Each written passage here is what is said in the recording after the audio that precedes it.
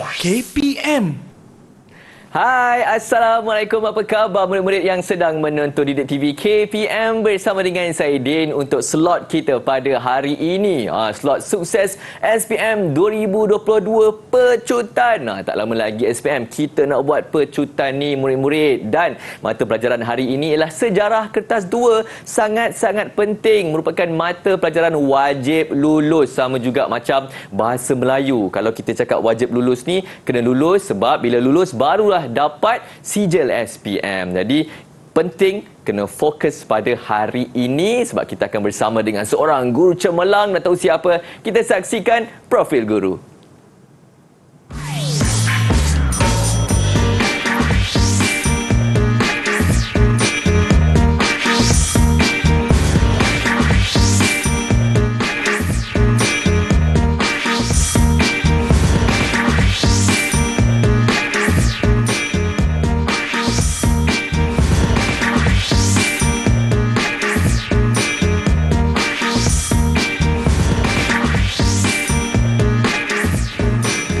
Baik, kita saksikan dah profil guru bersama dengan saya hari ini, Cikgu Nur Hayati. Assalamualaikum Cikgu. Waalaikumsalam Din. Sihat Cikgu ya. Macam mana? Saya sihat. Din sihat? Sihat Alhamdulillah. Okey.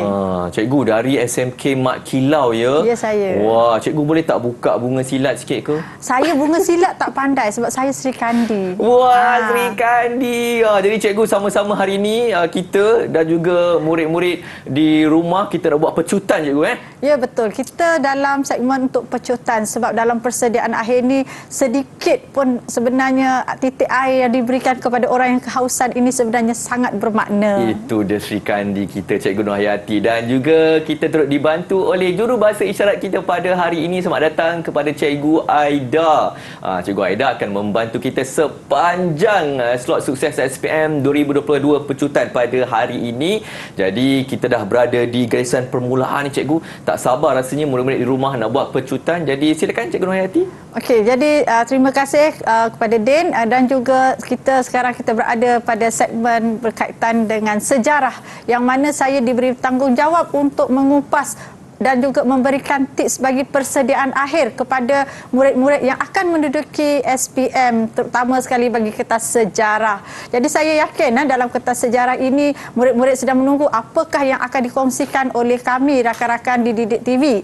Dan kita lihat dalam segmen ini saya ingin mengupas sedikit, kita kata imbas kembali apakah yang sebenarnya perubahan dalam format KSSM. Jadi dalam SPM ini sebenarnya berlaku perubahan bermula daripada SPM 2021, yang mana format SPM 2021 ini dia merangkumi dua kertas, iaitu kertas 1 dan kertas 2, yang mana murid-murid jangan lupa kita punya kod ialah 1249 palang 1 ataupun palang 2. Jadi untuk persediaan dalam bahagian sejarah kertas 2 ini kita lihatlah apakah bentuk soalan ini. Jadi untuk kertas 2 dia terbahagi kepada dua bahagian, iaitu bahagian murid-murid dah terbiasa dengan bahagian A dengan bahagian B tapi izinkan saya merujuk kepada bahagian A. Ini merupakan bahagian yang kita kenali sebagai respon terhad, dan juga respon terhad ini dia merangkumi 4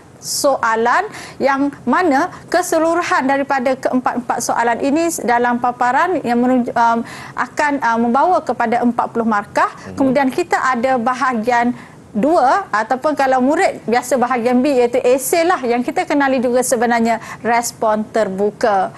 Okey, jadi ini yang mana 5 soalan akan diberikan kepada murid untuk dipilih. Jadi ayat saya untuk dipilih oleh murid. Pilihan itulah yang sebenarnya yang berada di tangan murid-murid berada di rumah. Manakah topik yang telah pun mereka kuasai sepenuhnya. Okey. Jadi kalau kita lihat di instrumen ini yang sebenarnya saya dah sebut tadi, saya terus kepada bentuk lah. Apabila kita kata bahagian A ni, bahagian A ataupun respon terhad ini, inilah bentuk soalan yang berada pada respon terhad, maafkan saya. Okey, jadi untuk respon ini kita ada 4 soalan dan setiap soalan itu berjumlah markahnya ialah 10. Okey, jadi 10 ini adalah contoh. Jadi ada pelbagailah yang mana ditawarkan pelbagai markah, tetapi jumlah keseluruhan untuk setiap soalan ini ialah 10 markah. Manakala kalau kita lihat tadi saya ada menerangkan juga di awal, iaitu bahagian respon terbuka yang mana ada 5 soalan, murid-murid yang calon SPM perlu pilih 3, perlu dijawab dengan ayat yang lengkap atau mengikut format penulisan esei. Jadi di sini saya berikan contoh yang ada dipaparkan ini merupakan contoh daripada bentuk soalan respon terbuka. Okey, jadi bagaimana persediaan kita sebenarnya? Okey, jadi soalan dari syukurnya dalam SPM ini, sejarah ini dia hanya menguji kita dalam 2 tingkatan saja, iaitu sejarah tingkatan 4 dan sejarah tingkatan 5. Maka tidak lengkap sekiranya murid-murid hanya memfokus kepada satu tingkatan. Jadi sebab itu dalam kita membuat persediaan, kita perlu membuat semak silang topik-topik yang mana kita kuasai dalam tingkatan 4 maupun tingkatan 5. Jadi di sini adalah saya paparkan jejak sejarah yang mana merangkumi tema dalam pembinaan negara bangsa yang berada dalam topik perbincangan tingkatan 4, ada 10 bab, dan juga ada 10 bab lagi yang berada di tingkatan 5 yang membawa kepada tema masyarakat dan masa depan. Jadi dalam tema-tema inilah sebenarnya agihan, kalau kita kata soalan ini dia tidaklah kita kata kita meramal, tetapi sebenarnya memerlukan kepada pengalaman murid menjawab soalan, dibantu oleh guru-guru di sekolah. Saya yakin ada yang dapat melihat manakah kecenderungan ataupun dia punya kefahaman yang jelas kepada topik-topik yang mana. Jadi pada peringkat akhir ni biasanya mereka akan fokus kepada mana yang mungkin kurang dikuasai. Cikgu nak tanya, kalau untuk format yang baru ni, soalan mana sebenarnya yang murid-murid perlu tekankan, terutama sekali untuk kertas 2 ni, cikgu? Okey, jadi ini bergantung kepada calon lah. Jadi kalau calon yang memang mempunyai penguasaan yang sangat baik, jadi memang mereka kertas 1 atau kertas 2, bahagian 1 atau bahagian 2 tidak ada masalah. Tetapi saya suka nak fokus kepada murid-murid yang kurang menguasai, kerana inilah yang akan menyebabkan mereka takut dengan kertas sejarah, kerana takut mereka gagal. Jadi sebab itu saya lebih menyarankan kepada murid ini memberikan penekanan yang lebih dalam soalan-soalan yang berkaitan dalam bahagian respon terbuka, ataupun kita kata bahagian B lah, bahagian B yang menawarkan jumlah markah yang lebih besar, tetapi dengan kata ulang latih lah soalan-soalan ini, jawapannya. Jadi ini pasti membantu murid-murid yang terutama yang berada dalam penguasaan yang agak kurang inilah ya. Baik, latih to be kan. Kena buat banyak latihan kan cikgu? Ya, betul. Mudah insya-Allah nak skor. Baik, murid-murid kita nak berhenti rehat terlebih dahulu. Kembali selepas ini di Didik TV KPM. Didik TV KPM. Didik TV KPM. Baik murid-murid, bersama dengan saya Din, hos anda untuk Sukses SPM 2022 Pecutan untuk mata pelajaran sejarah kertas 2. Saya bersama dengan Cikgu Nur Hayati, dan sekarang ini nak tanya juga Cikgu Nur Hayati teknik nak menjawab soalan respon terhad tu. Mesti ada ni nak diberi penerangan. Silakan Cikgu. Betul. Okey, terima kasih Din. Jadi kita terus kepada bagaimana bentuk soalan respon terbuka. Jadi kita lihat ya, untuk kita menguasai topik ataupun cara penulisan soalan respon terhad ini, yang kita kata terhad ini bahagian A ataupun murid biasa panggil dengan soalan struktur. Jadi pertama tentulah kita lihat pada penguasaan topik. Jadi sebenarnya bahagian A ini sukar sekiranya murid-murid ini hanya fokus kepada topik-topik tertentu saja, kerana kalau kita tengok mungkin maknanya sekiranya persediaan antara tingkatan 4 dan tingkatan 5 itu tidak seimbang, takut-takut soalan yang 1, 2 yang ditanya daripada tingkatan 4 itu tidak dipelajari ataupun diteroka oleh murid. Jadi mereka akan sukar untuk menjawab. Walau bagaimanapun kita ada soalan pecahan soalan itu yang memberikan murid peluang untuk menjawab. Walaupun tidak menguasai fakta, tetapi ada peluang mereka untuk menjawab soalan yang kita panggil boleh memberikan maksudnya kebat lah. Jadi soalan kebat ini sebenarnya membantu dan ditawarkan kepada hampir semua soalan, pecahan soalan dalam bahagian A, 1, 2, 3, 4. Okey, jadi untuk bahagian A ataupun kita kata respon terhad ini, murid-murid pasti mesti menjawab semua soalan. Okey, kenal pasti kata tugas. Saya tak nak bagi pada teknik-teknik yang lain, tetapi pada saya untuk kita menjawab soalan yang baik ialah kita kena faham kata tugas soalan. Jawab mesti dalam ayat yang lengkap. Kalau tak lengkap ataupun murid-murid ini, pengalaman saya sendiri sebagai seorang guru di sekolah, murid-murid saya sentiasa ditekankan untuk tidak menulis jawapan dalam bentuk point ataupun dia sengaja menuliskan maksudnya terlalu ringkas yang sukar difahami.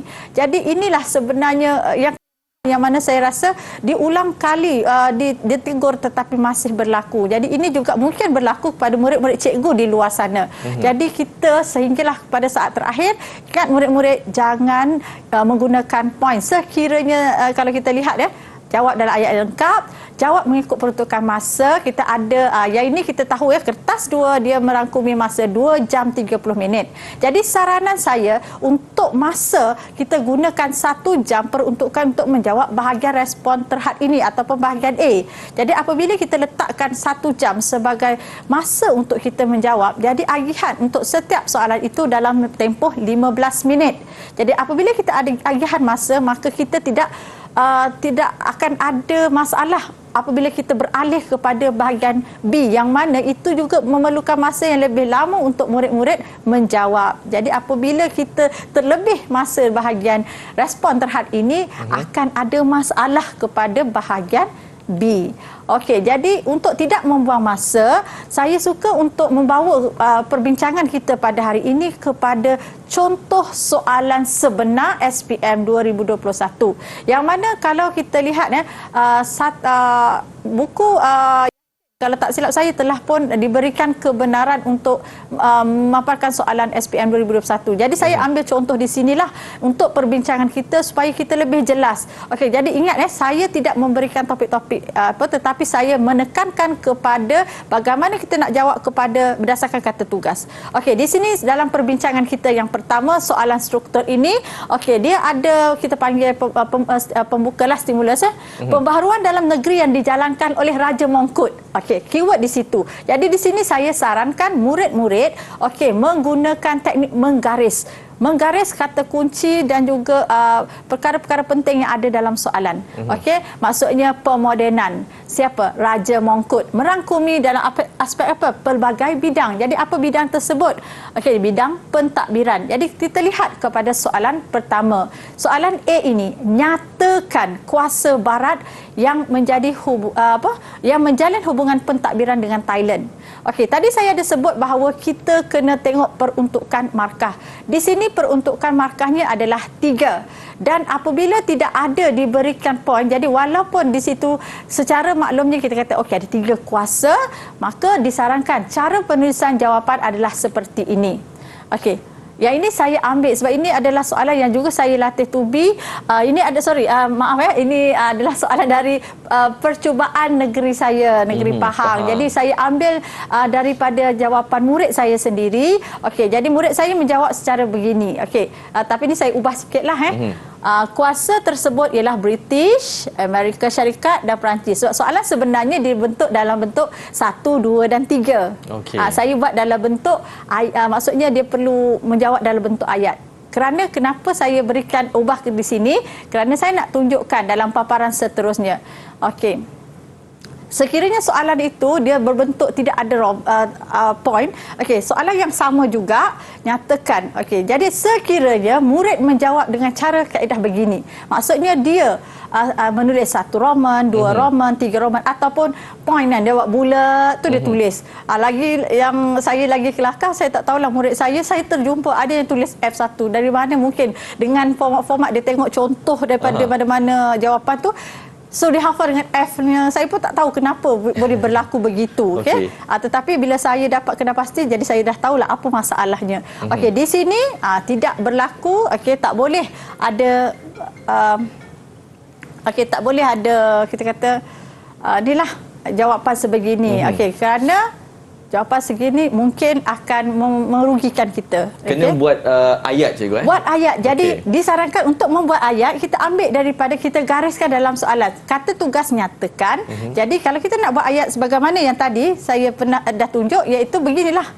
Kuasa barat tersebut ialah, ataupun boleh juga British, Amerika dan Perancis. Boleh difahami. Jadi elakkan menjawab cara begini. Okey, kemudian kita bawa kepada soalan bentuk yang kedua. Okey, untuk 1B, soalannya kata tugas bagaimanakah.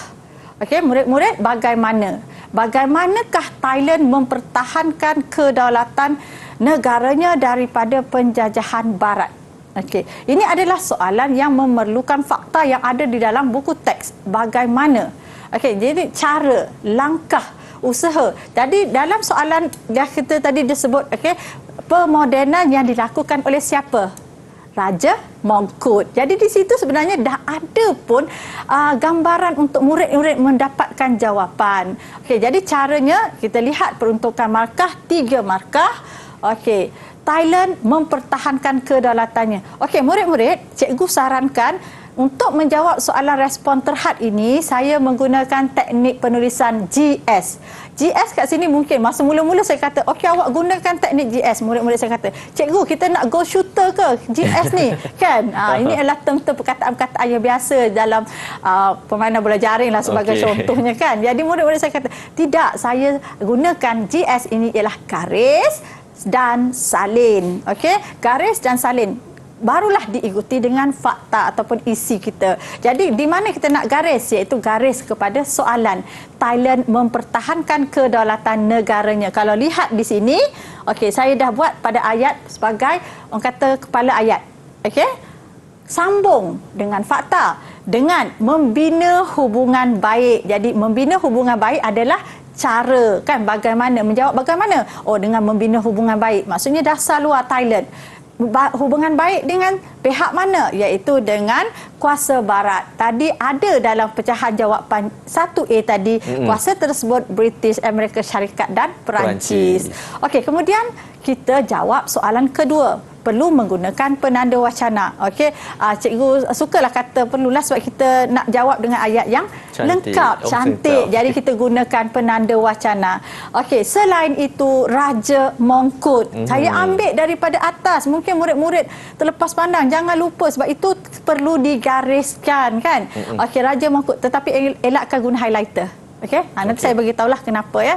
Peringkat nanti saya akan berikan pandangan kenapa tak perlu guna highlighter. Okey, Raja Mongkut membuat pemodenan. Apa bentuk pemodenan tersebut? Okey, dalam pentadbiran, kan, ada dalam soalan, iaitu dengan melaksanakan sistem birokrasi barat. Dah ada markah. Okey, apa dalam sistem birokrasi itu, apa yang berlaku? Iaitu baginda melantik 80 penasihat barat untuk apa? Untuk melatih pegawai tempatan. Actually, untuk melatih pegawai tempatan kemungkinan juga akan ada markah. Ada juga, saya lihat kat sini, saya ambil yang secara asas lah. Okey, melantik. Okey, jadi mungkin juga murid-murid yang tidak menguasai fakta, dia tak ingat 50 ke 80 ke. Okey, terus pergi kepada melantik penasihat barat. Itu yang penting. Dalam pemodenan birokrasi ada penasihat barat yang bertanggungjawab untuk melatih pegawai tempatan. Okey, markah memang 3, tetapi tidak ada masalah kalau kita menjawab lebih. Lebih, okey. Okey. Di sini untuk soalan yang biasanya murid-murid akan keliru, bagaimana nak jawab iktibar. Sebab kadang-kadang ada yang tak faham perkataan iktibar tu apa maksud iktibar. Okey, jadi di sini kata tugas jelaskan. Jadi nak berikan penjelasan kita mesti memberikan faktanya, huraiannya, kan, sebab dia, kan. Okey, jadi iktibar. Iktibar tu bermaksud pengajaran. Apa pengajaran daripada usaha Thailand dalam B? Okey, apabila soalan ini dia merujuk kepada soalan sebelumnya, jadi bermakna kita kena faham usaha tadi. Langkah Thailand ialah pemodenan. Siapa yang membuat pemodenan tersebut? Iaitu pemerintah dia sendiri, Raja Mongkut. Tapi iktibarnya kepada kita hari ini. Jadi kita mulakan dengan kepala ayat tadi dengan teknik garis salin. Okey, iktibar daripada usaha Thailand ialah, okey, terus sambung dengan fakta. Okey, setiap pemimpin mestilah mempunyai pemikiran yang strategik. Okey, ini bukan jawapan dari saya tetapi saya ambil jawapan daripada murid saya. Okey, jadi mana okey dia kata ini berpemikiran strategik sebab dia kata Raja Thailand membuat pemodenan. Okey.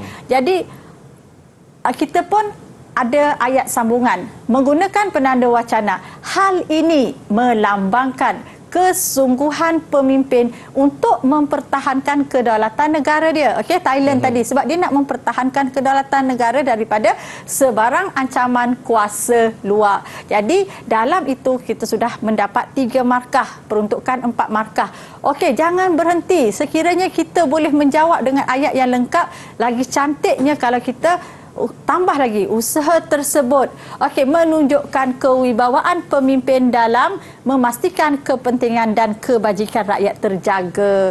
Okey, di sini sebab saya sukalah kepada murid-murid saya memang dah mula ajar mereka tak kira macam mana apabila soalan itu yang memberikan jawapan munasabah.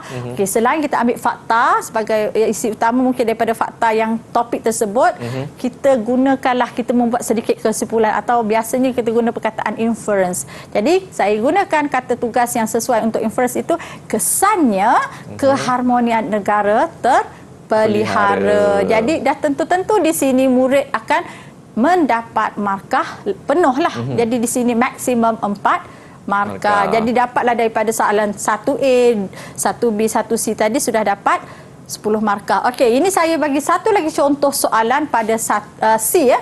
Yang ini berdasarkan yang inilah sebenarnya soalan SPM 2021. Okey, yang mana dia berikan soalan berkaitan rukun negara yang kedua, kesetiaan kepada raja dan negara. Okey, soalannya, pada pendapat anda, okey, mengapa?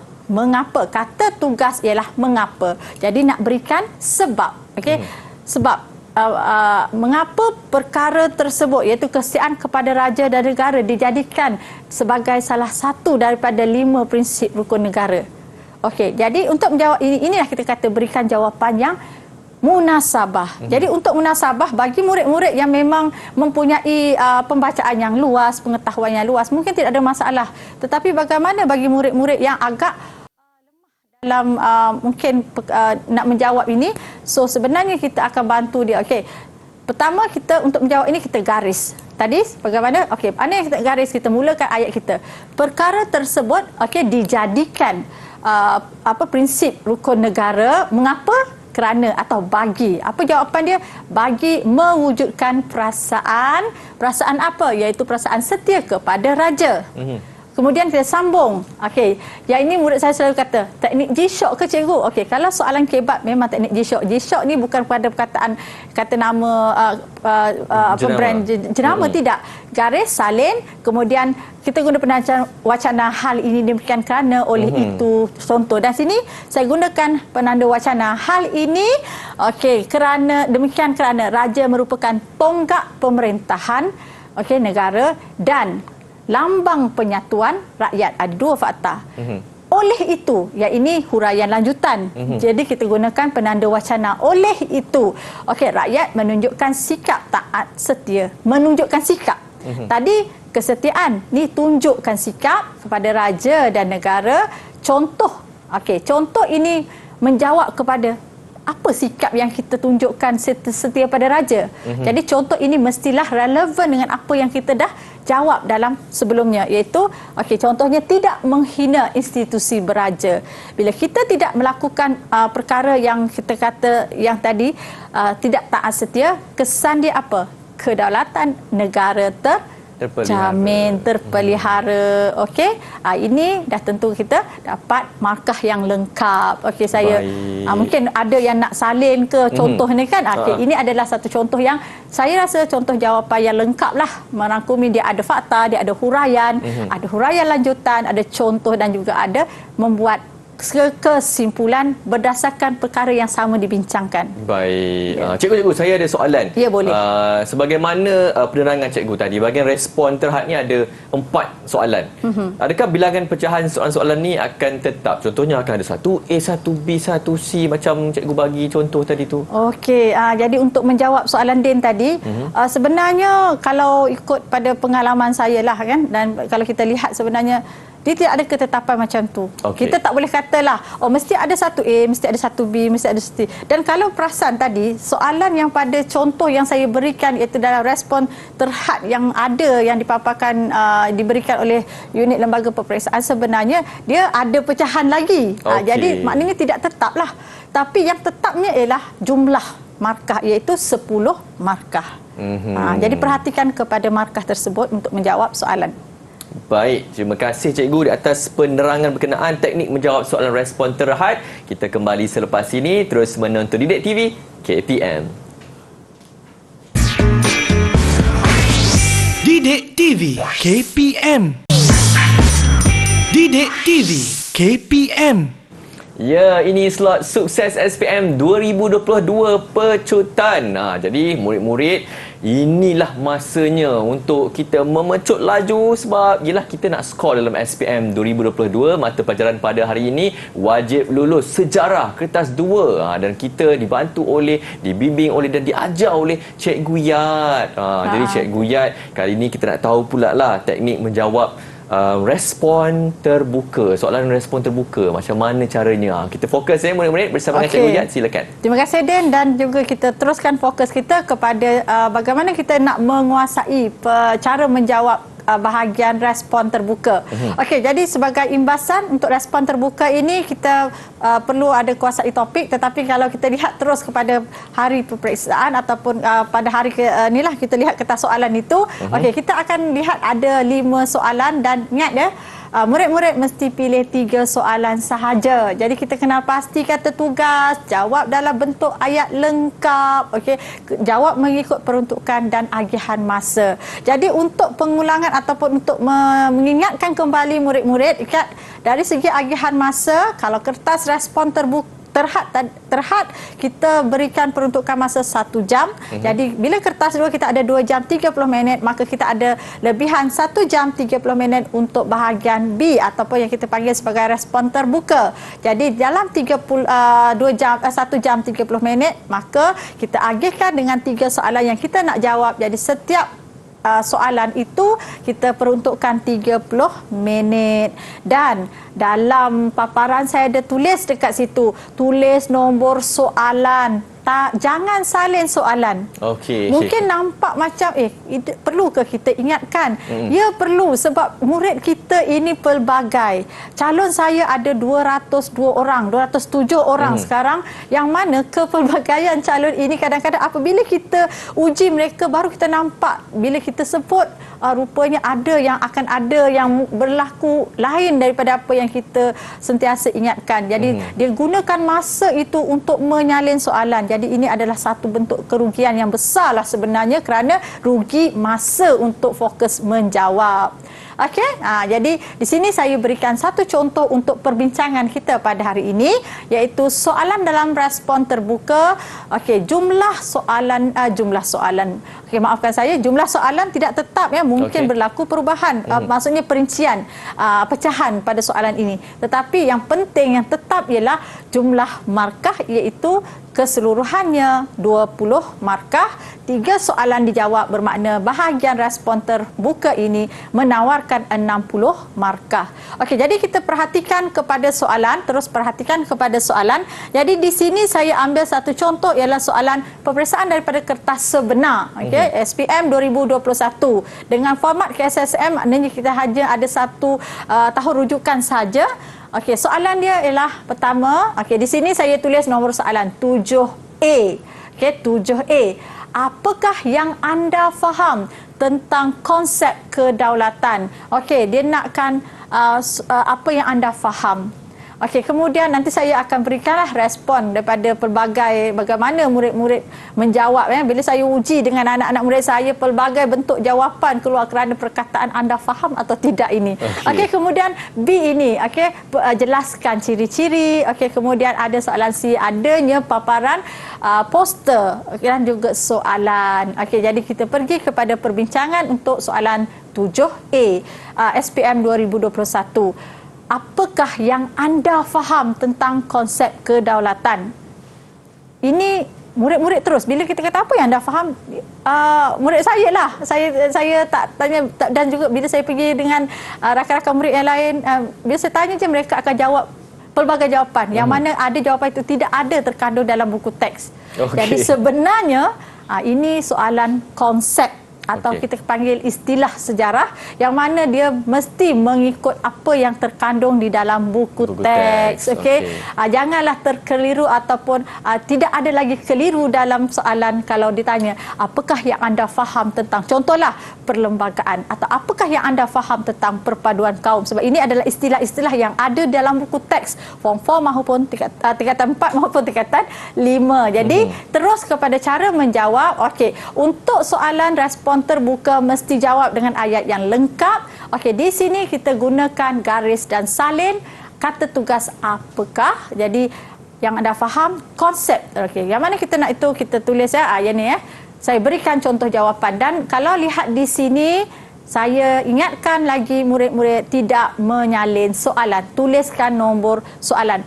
Ada yang tulis nombor soalan pada bahagian atas, soalan 7 di tepi pada buku soalan, buku jawapan mereka akan tulis A, B, C. Tetapi saya memang jadikan budaya dalam kalangan murid-murid saya di sekolah untuk tulis dengan jelas 7A, 7B, dan setiap soalan yang dijawab itu, maksudnya jawapan itu perlu dilangkau.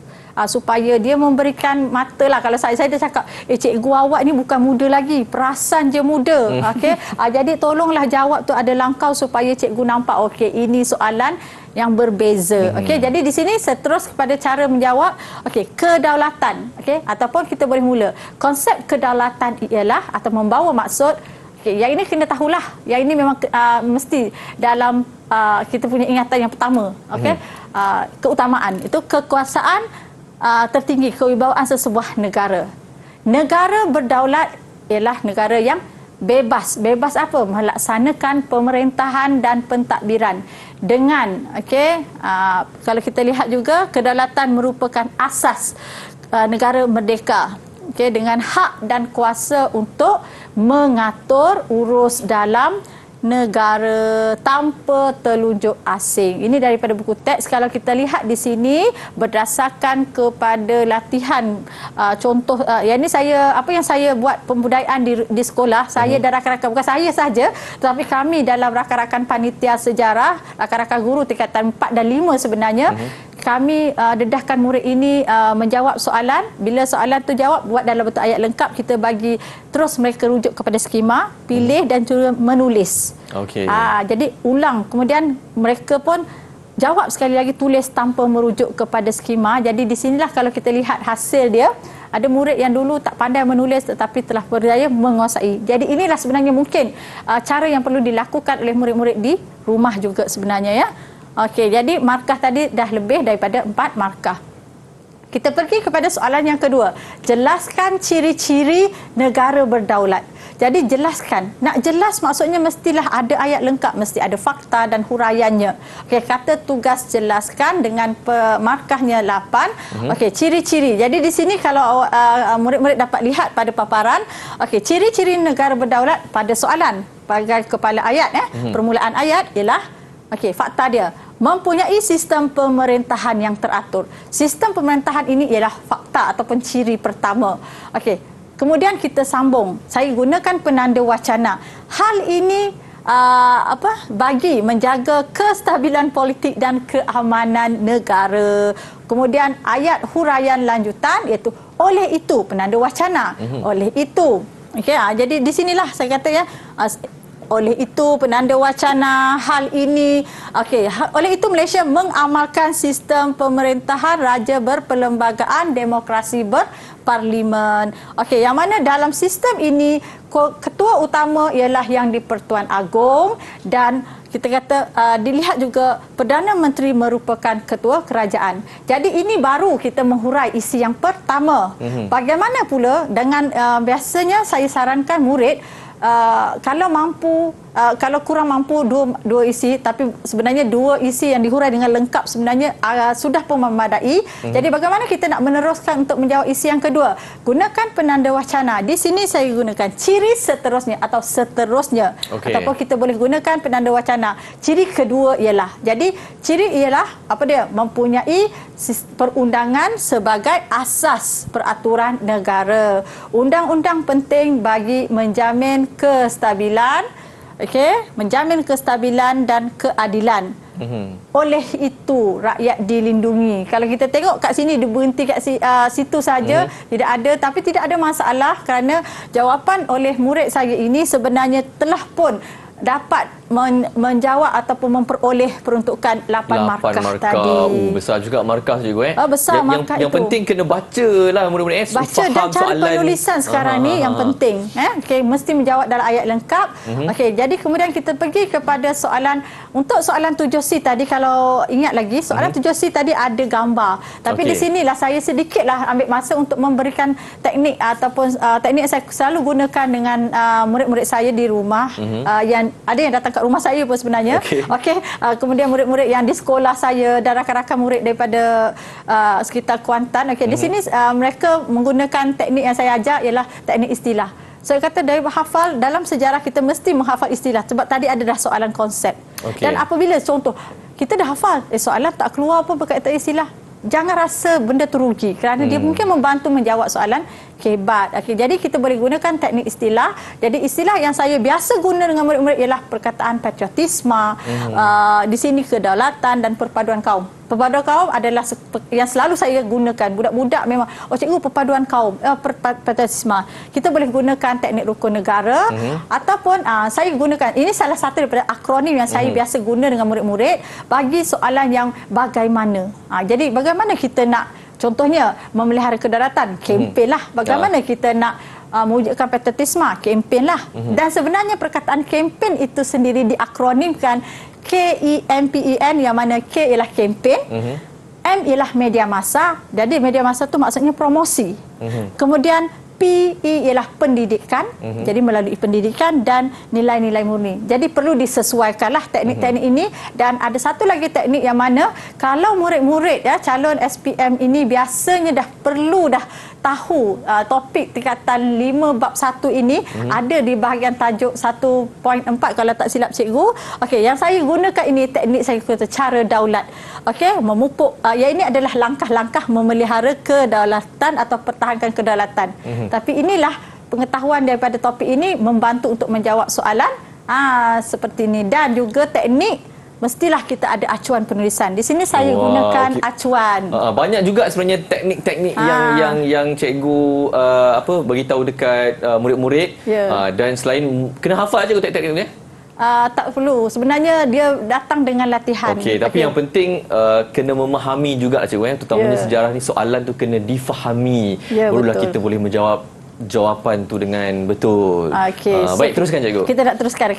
Ini adalah cara penulisan. Kalau kita kata, kalau tadi teknik itu merupakan dia punya, kalau kita buat kuih, itu adalah acuan, itu adalah ramuannya. Tetapi untuk bila kita kek tu dah pun diadun, maka kita nak letak dalam acuan bagaimana. Jadi ini adalah acuan penulisan yang saya dah guna dengan murid-murid saya, dan saya dah uji dengan murid-murid yang kelas yang memang murid-murid ni dia memang tidak berani untuk menulis, dan akhirnya mereka setelah menguasai teknik penulisan, mereka yakin untuk menulis. Yang inilah saya katakan bahawa teknik untuk kita lulus sejarah sebenarnya boleh dengan teknik penulisan yang betul. Jadi di sini saya gunakan teknik G-Shock. Jadi saya ambil contoh daripada poster ini. Soalan 7C, poster huraikan mesej. Soalannya huraikan mesej, maknanya kena, saya ni tengok mesej.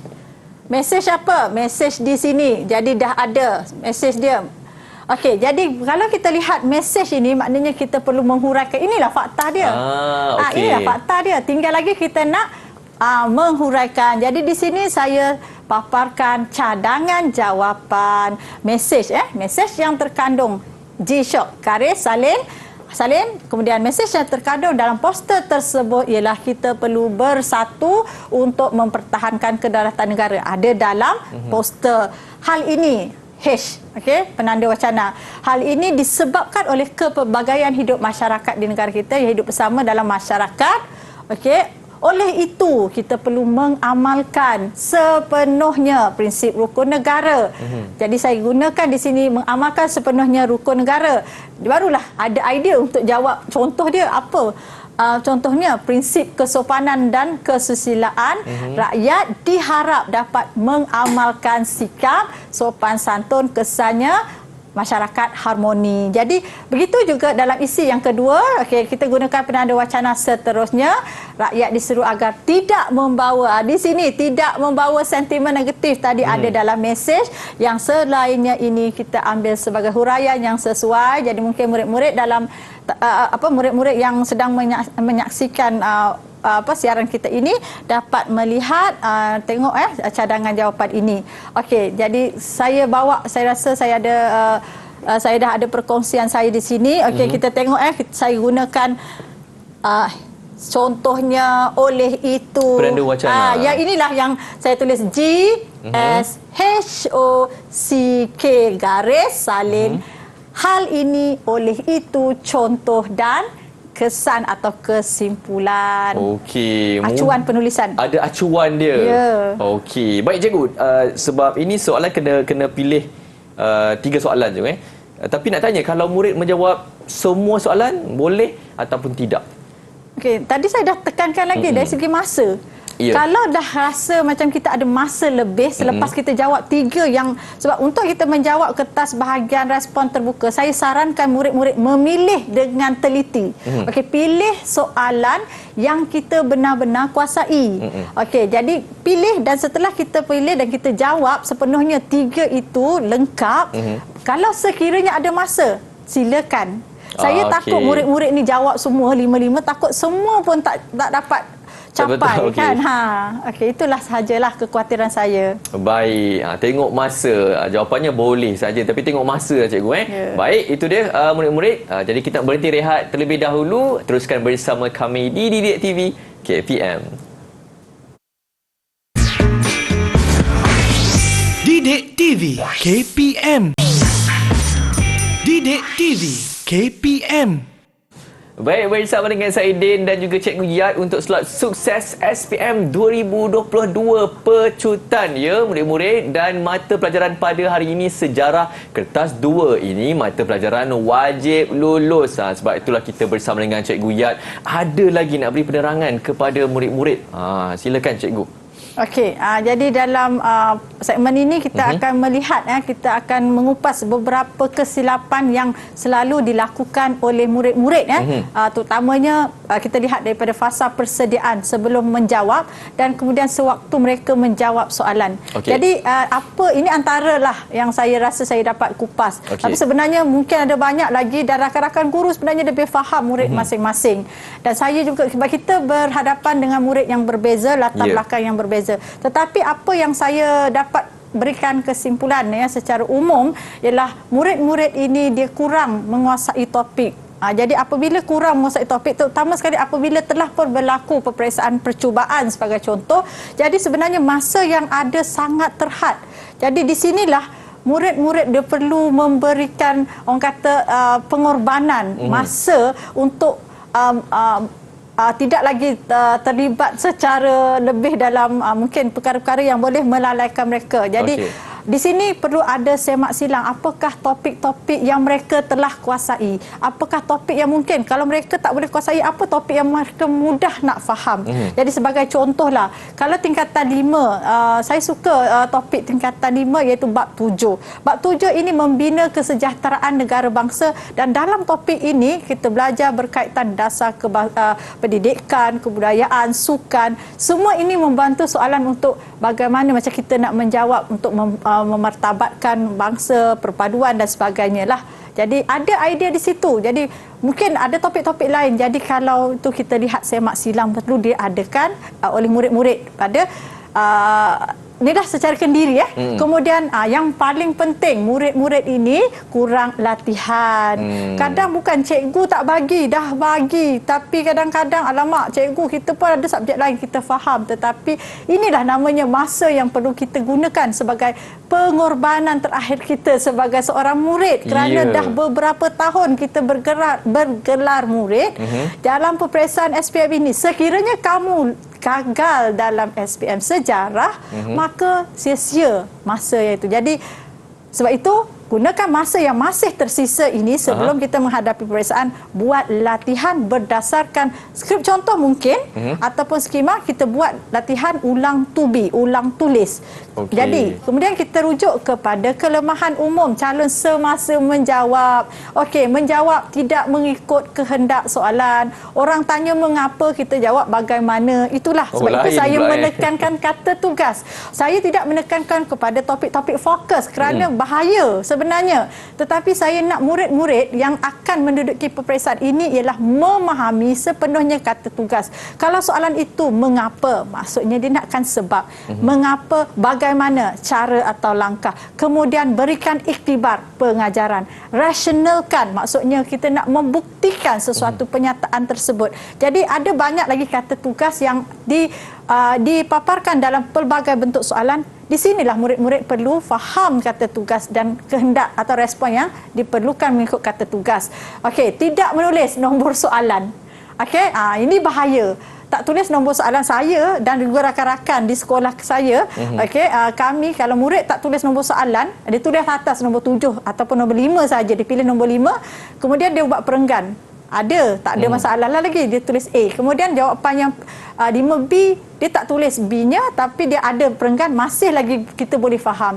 Tapi ada yang kita jumpa, dia buat dalam satu perenggan yang panjang, tapi jawapan tu kita pasti jawapan untuk 5A, 5B, 5C. Yang ini bahaya. Jadi apa yang saya buat untuk anak-anak murid saya dan kami bersepakat, okey, kita nak ajar mereka supaya menulis soalan ini. Kita kata yang ini jawapan ini dianggap menjawab soalan 5A sahaja.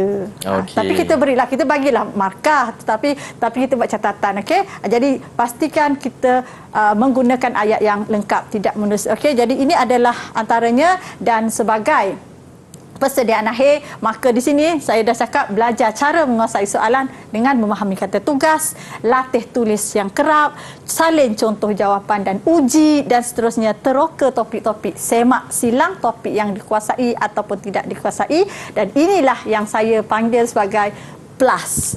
Sedia BLAS. Baik. Okey, cikgu, yang terakhir kalinya rumusan secara ringkas. Okey, rumusan secara ringkas, sebenarnya kertas 2 ini membantu murid-murid untuk menjawab kerana adanya tawaran soalan yang memberikan jawapan munasabah.